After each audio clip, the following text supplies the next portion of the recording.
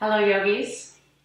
This class will be a level 2-3 vinyasa style class focusing on directional breathing. Now what I mean by that is we're going to be working with sending the breath into different parts of the rib cage and the abdomen in various asana during the flow in order to facilitate, open up, and strengthen certain parts of the pose. For this class you will need 2 blocks and a strap. And maybe if you need something to sit on in seated poses just to kind of tilt your pelvis forward a little bit, a blanket or a towel will do just fine. So to begin, I want to just give a quick little anatomy primer so that you kind of know what's going on inside and how that affects the work that we'll be doing today. Your lungs are not symmetrical. You have your heart on the left, and the lobe of the lung on the left has two lobes. The lung on the right has 3 lobes, and you would think that would make it the easier lung to inflate because it's got more space. But actually the liver lives underneath the diaphragm on the right side, and it pushes up on that side of the diaphragm with an appreciable amount of force. And that makes it difficult for the diaphragm to descend, which is necessary for a deep breath. So you really are kind of fighting against the liver on the right-hand side. Most humans prefer or find it easier to breathe into the left-hand lung. Over time, because the lungs inflate and move the ribs, and the ribs move the spine, they're a primary mover of the spine, over time, breathing only into one side can create imbalances in the spine. So we want to, as yogis, we want to try to balance that out and learn how to breathe fully into both lungs. And so that's part of the work that we'll be doing here today. If you have scoliosis, you likely find it already a little bit more constricted to inhale on one side versus the other, whether you're aware of it or not. So you may find that rather than switching the side of the breath depending on which leg is forward, you may find that it's the same side the entire class that you need to keep pushing the breath into. And it's probably your more concave side. So if that's you, then feel free to work that way if it feels good for you. You can also feel free to explore both sides and work the full class that way. If you have low back issues, sometimes this deep breath work, deep abdominal work can feel amazing on your low back, but sometimes it can aggravate it. So just if that's you, if it starts to feel like you're building tension in your low back, then just maybe dial down the breath work a little bit, or maybe even let it go and just turn it more into like an energetic sending intention to an area rather than deep muscular breathing work. So we will begin in a comfortable seat. You can feel free to sit in Vajrasana or Virasana on a block or on a blanket or in cross-legged pose. You may need your strap for this, so have it handy. Bring your hands to your rib cage and have your fingers facing forward and your thumbs on the back part of your rib cage. And if this doesn't feel good in your shoulders, for some people having their arms in this position is really uncomfortable, and that's where you would be a candidate for the strap. So if you're using the strap, you can cross the strap around just below the nipple line, kind of the bra line we call it. But not everybody wears bras. So cross your hands, cross the strap in front of you and hold it in opposite hands. And then you're just kind of making it snug enough so that when you breathe, you can feel the strap giving you feedback. I find that I actually appreciate the more direct connection to my brain by using my hands. So I will be using my hands. Okay, so sit nice and tall. So feel grounded through your sit bones. If you need to move, flash out of the way, then do. And just start to breathe deeply into your hands. And notice if what I said is true for you. Notice if it's easier for you to breathe into your left hand than your right hand. And can you even that out? Can you make it so that your breath puts even pressure into the left hand and the right hand, or the left side of the strap and the right side of the strap? And then your lungs are actually located more towards the back ribs, so breathe deeply into your thumbs.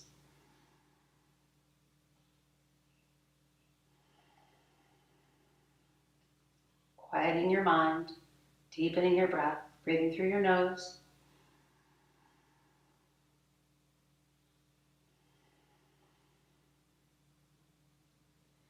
And now try to hold your right ribs really still and just breathe into the left hand. And then on the exhale, really hug those ribs into the spine. And then again, inhale into just the left hand, expand the left ribs. And exhale, pull those ribs into the spine.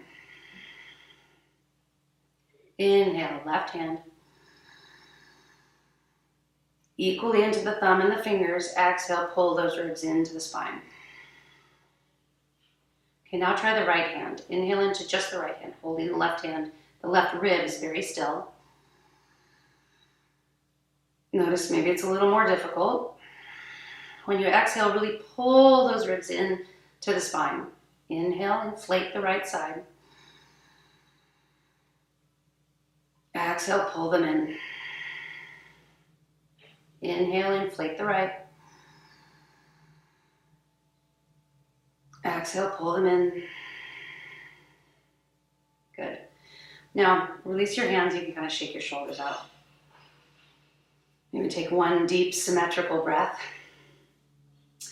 Now, in addition, another kind of point of reference, rather than just inflating and deflating the ribs, one interesting point of reference for finding this asymmetrical breath is going to be the plumb line between your sternum, the xiphoid process, which is a small triangular bone at the base of the sternum, and your pubic bone. So when you're lined up, those three things line up nicely. Now you can kind of take your fingers and palpate the xiphoid process. You probably can't, like if you really push into it, it kind of doesn't feel good. But it's right at that point where the rib cage kind of meets at the top of the soft flesh of your belly.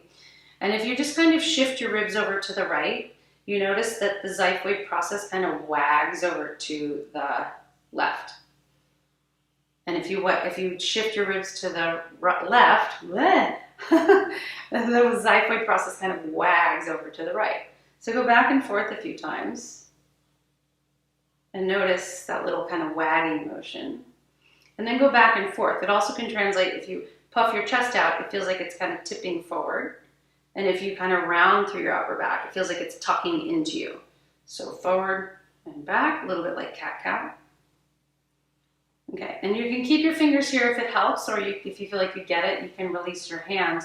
And now you're just going to see it as if this were a really heavy plumb line. And you are just going to draw a circle on the earth. So if you've ever played with one of those, there's like those plumb line kind of toys that have a little base of sand underneath them, and you're trying to draw a pattern in the sand, trying to make a nice big circle leading from this little triangular bone at the base of your rib cage, feeling the motion of the spine, and then switch directions. So a little bit different than what we normally do when we do these Sufi circles. Sufi rolls, I think they're called. No, it sounds like sushi. Okay. I'm hungry. Okay. Anyway, then sit up tall and take a deep breath.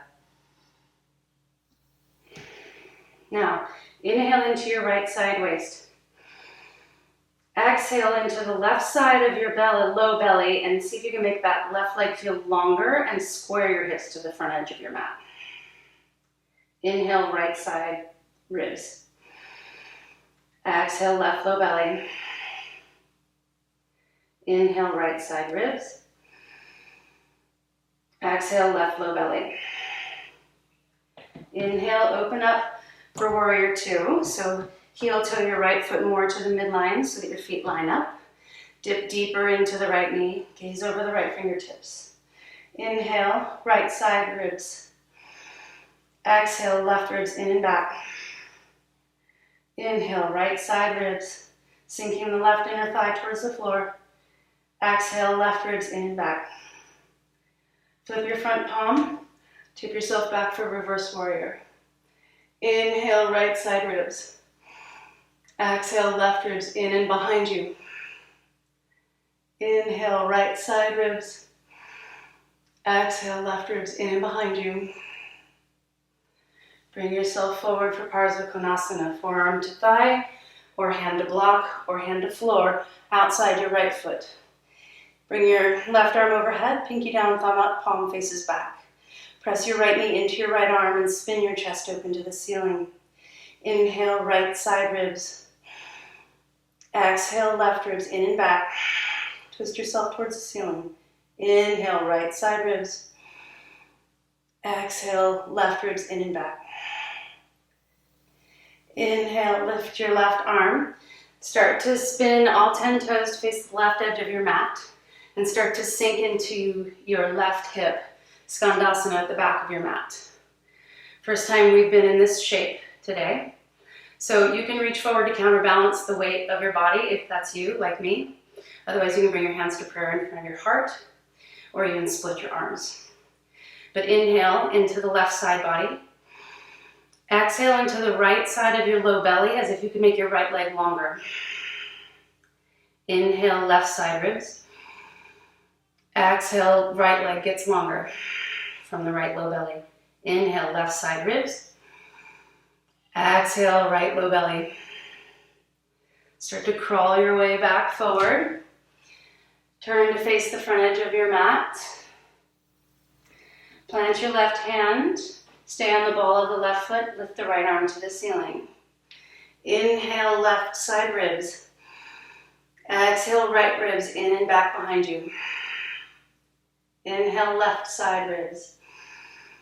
Exhale, right ribs in and behind you. Spin your right hand back and down. Start to straighten through your front leg. Hop your back foot in. Parsvottanasana. Inhale, halfway up. Exhale, forward, fold over that front leg. Inhale, right side ribs. Exhale, left side of your belly button comes to the right inner thigh. Inhale, right side ribs. Exhale, left side of belly button pushes to right inner thigh.